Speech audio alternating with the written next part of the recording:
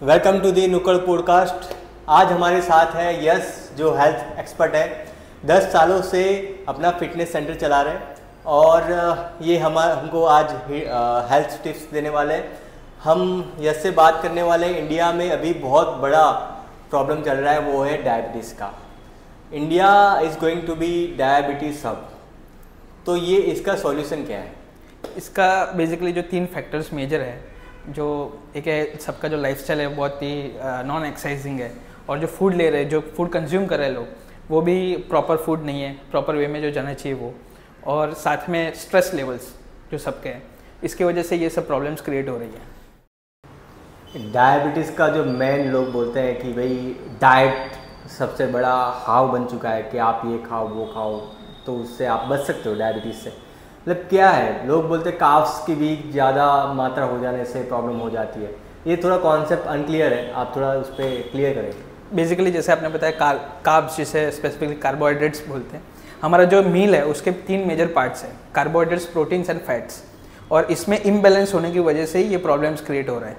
तो कार्बोहाइड्रेट्स का प्रोपोर्शन जो है उसे बैलेंस करना है। तो लोग क्या कर रहे हैं, प्रोसेस कार्ब्स खा रहे हैं, जिससे जैसे आप बोल सकते हो वीट है तो वीट को और प्रोसेस किया जाता है, तो उससे ये पाव बनता है, जो मैदा है वो चीज़ें हम बोल सकते हैं उसको, ब्रेड प्रोडक्ट्स जितने भी है, डेयरी प्रोडक्ट्स, तो वो सब चीज़ें कंज्यूम होने से, बेकरी प्रोडक्ट्स बेसिकली, तो उसके वजह से ये सब प्रॉब्लम्स क्रिएट हो रहे हैं।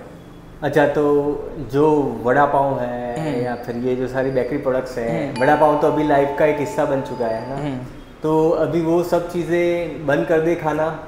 बेसिकली आप बंद करने का तो हम सजेस्ट नहीं करेंगे, लेकिन कभी कभी जैसे आपकी मजबूरी है कि खाना ही है आपको, तो आप वीक में एक आध बार ले सकते हैं, लेकिन इसको डेली बेसिस पे कंज्यूम नहीं करना है, क्योंकि ये चीज़ें आपके बॉडी में ग्लूकोज लेवल बढ़ाती है और उससे ये डायबिटीज़ हो रहा है सबको।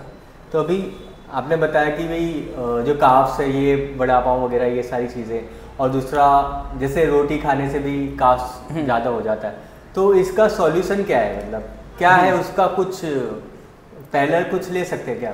जैसे आपने बताया रोटी खाने से ही हो रहा है, तो रोटी बेसिकली ये हमारा इंडियन कल्चर में वीट था ही नहीं। बेसिकली हम लोग पहले कंज्यूम कर रहे थे मिलेट्स, जो हमारा ट्रेडिशनल फूड था, तो उसकी जगह पे आफ्टर ब्रिटिशर्स ये पूरा ट्रांसफॉर्म हो गया है वीट पे। तो हमको वापस अपने रूट्स पे काम करना होगा, हमको रूट्स जो हम लोग खा रहे थे वही कंज्यूम करना होगा। तो मिलेट्स के बहुत सारे फॉर्म हैं, और अभी जैसे गवर्नमेंट है, उन्होंने जैसे यूएन में रिप्रेजेंट किया इंडिया को, तब मिलेट्स का उन्होंने पूरा ईयर इसको घोषित किया था 2023 को। तो इसको जैसे आप रिप्लेस करोगे तो बहुत सारी चीज़ें रिवर्स हो जाएगी आपके लाइफस्टाइल से, जैसे ब्लड प्रेशर है, डायबिटिक है, ये सब चीज़ें। हाँ, आपने जो मिलेट्स की बात की, मैं थोड़ा अपना एक्सपीरियंस इसमें ऐड करूँगा। एक्चुअली मेरी मॉम को डायबिटीज़ हो गया था आफ्टर कोविड, तो वो मिलेट के खाने से ही उसको रिवर्स हो गया। ठीक है, दवाई दे रही थी, लेकिन मेरे भाई ने उसको मिलेट्स वगैरह चीज़ें एक्सपीरियंस सब कुछ सर्च वर्च करके तो डायरेक्टली हो गया। डॉक्टर्स नहीं बता रही ये चीज़ें। अभी जो डायटिशियंस हैं आपके जैसे डायटिशियन और कुछ अच्छे डॉक्टर्स भी हैं जो रिकमेंड करते हैं, लेकिन मैं इसके बारे में जो सबसे बड़ा काम कर रहे हैं अभी इंडिया में, उनका नाम है डॉक्टर खादरवली। आप इंटरनेट पर जाकर उनके बारे में सर्च कीजिए, यूट्यूब पे बहुत सारे उनके वीडियोस अवेलेबल हैं। आप मिलेट्स का कॉन्सेप्ट क्या है, मिलेट्स खाने से क्या फ़ायदा होता है, और सारी चीज़ें वो यूट्यूब पे अवेलेबल है। डॉक्टर खादरवली के नाम से आपको उसमें सर्च करना होगा। सो यस, ये आजकल बहुत चल रहा है कि यूट्यूब पे बहुत सारे हवाई जो डाइटिशियन हैं वो बोल रहे हैं आप 10 कलाक भूखे रहो और दिन में 6 बार खाओ। तो ये सारी चीज़ क्या है, डाइट के प्लान के बारे में आप क्या उसमें अपनी दे रहे हैं?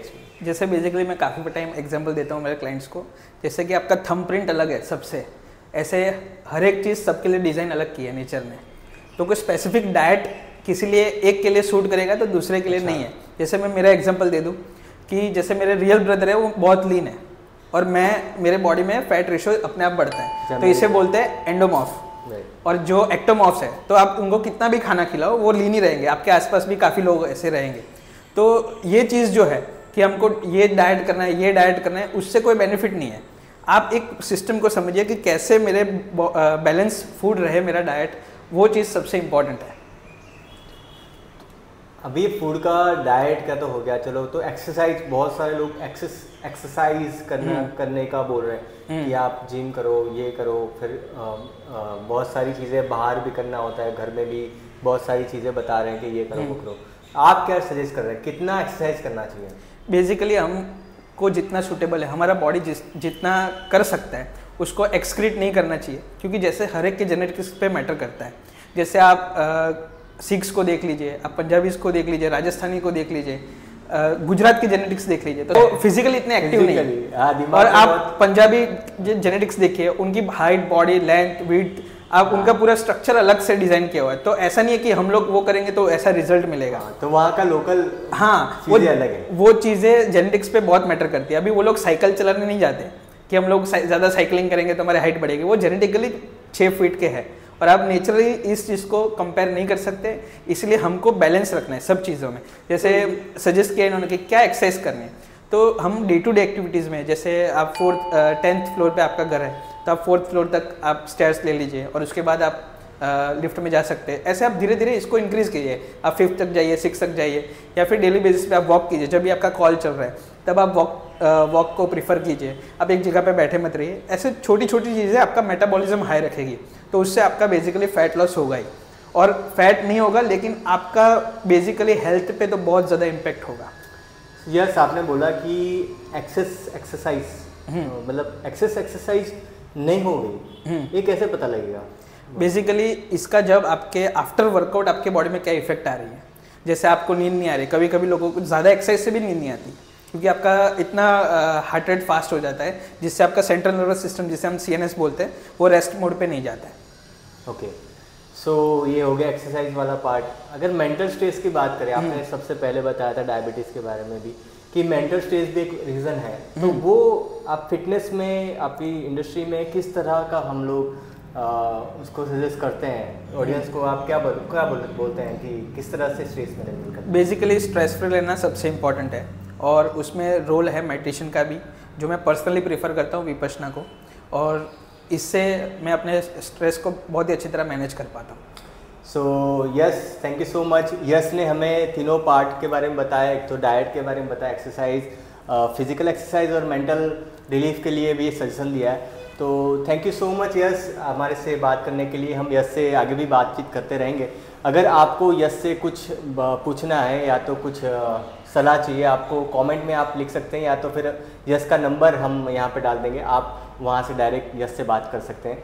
और थैंक यू सो मच हमारे साथ जुड़ने के लिए। Thank you for watching. Stay tune and be healthy.